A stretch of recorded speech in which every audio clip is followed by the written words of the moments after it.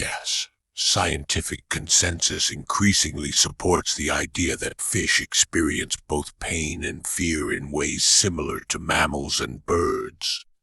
While they lack a neocortex, the complex brain region humans use for higher-level conscious processing, fish possess specialized pain receptors and functionally similar brain structures that allow them to consciously suffer.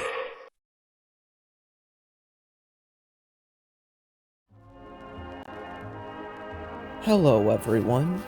As of recently, I had a submission to my Tides of War. This submission being a way that was advertised to inflict as much pain as possible onto my fish.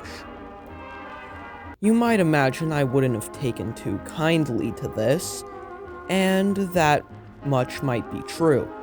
I decided I would try to let it sweep under the rug and just be forgotten about. And apparently they did as well when they thought they could start a competition and I wouldn't try to get back at them. So today, I will be taking my turn at the game they've decided to try and play, creating the hybrid equivalent of a serial killer. Only instead of killing people, it kills fish, but same thing, you saw the intro. So with that, let's get to it. The base of our hybrid will be a polar bear. The polar bear will give it the diet of fish, as well as the jet black skin which lies underneath their fur, and lastly its large size. To add to physical appearance, we will be taking the greyhound. The greyhound will add its slimmer body, great endurance, and its running speed, able to maintain speeds of 48 miles an hour for up to 50 miles and not even break a sweat.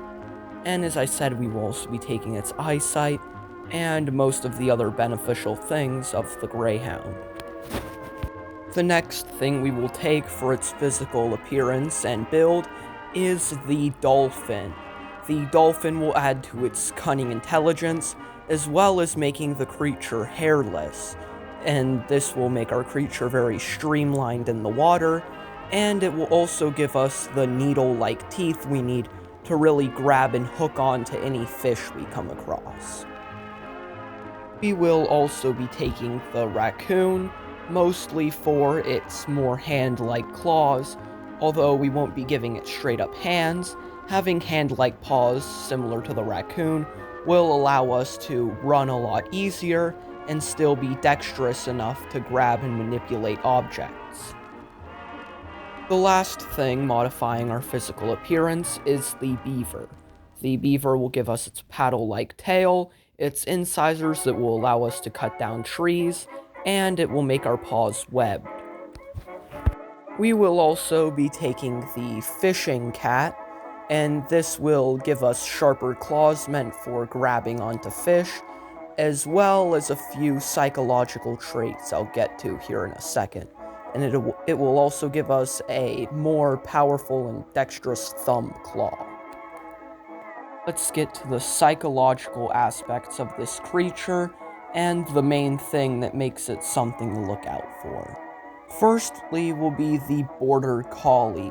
The border collie will be providing its herding instincts, giving it that instinct to really guide things, and yeah, that's really it. When it sees something, it'll splash the water, it'll gnash its teeth, it'll yelp, and really just use that to manipulate and guide things. And again, this will all be important here in a bit. We will also be taking the American mink. The American mink, while hunting both on land and in the water, which is good for our creature, it also provides the instinct to corner fish while swimming, since it's not able to outswim fish, but it is able to push them up onto the shore before inevitably striking. Chimpanzee also adds to this instinct, as when chimpanzees hunt in groups, they will actively use their spatial awareness to get it to where their prey has nowhere to run, and then strike and kill them. They do this with monkeys. Typically, they do this in a group, although this won't be necessary. And lastly, going back to our fishing cat, the fishing cat will give us the feline's natural instinct to lock in on a target. Once they spot their designated target, they close out all other senses, focusing entirely on them, like some kind of tunnel vision, before then going into a pursuit, constantly chasing them until they are found and, hunted. The final touch to our creature comes from the osprey.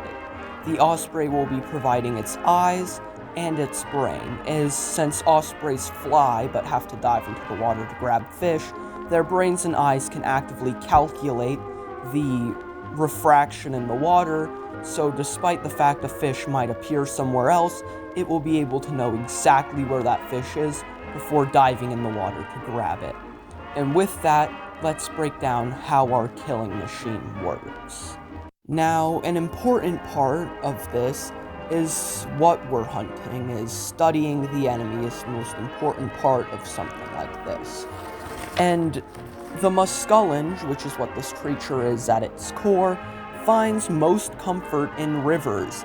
In fact, it will usually reside in rivers as little as 3 feet deep, and it usually uses crevices in these rivers to hide or ambush prey.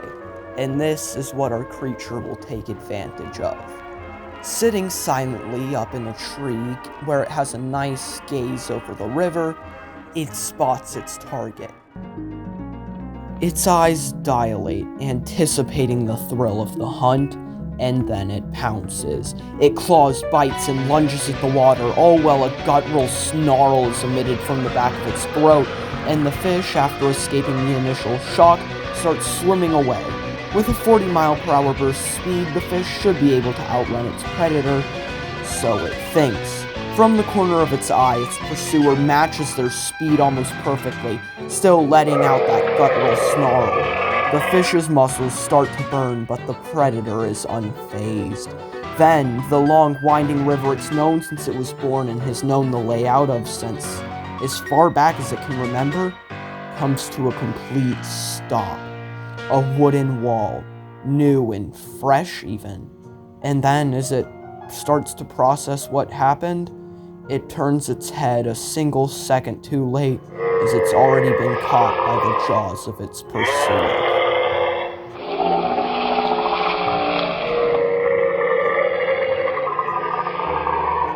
So yeah, a less dramatized version of what just happened. Basically, with the multiple creatures having herding instincts in its genome, it will build a dam at one end of the river, and then sit at a high perch waiting for its initial target. And then once it spots its target, it will then herd the creature down towards the dam, cornering them before jumping in with immense precision and landing its strike. Once it's in the water, it won't be able to swim all that fast with a speed of about 9 to 10 miles an hour, but it will have a long reach, sharp claws, and a neck, and all of these, if they grab said fish, they will almost immediately hook underneath those scales and bring it to a near halt.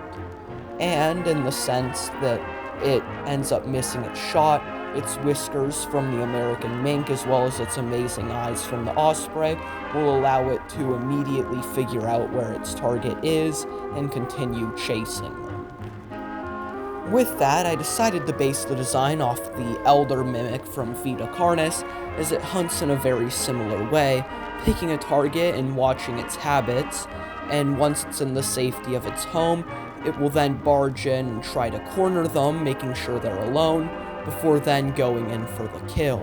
And yeah, ours does something very similar, of course, hence the design. But yeah, with that, that's my elder mimic, and if you enjoyed your time here, like, subscribe, and hopefully I'll see you later.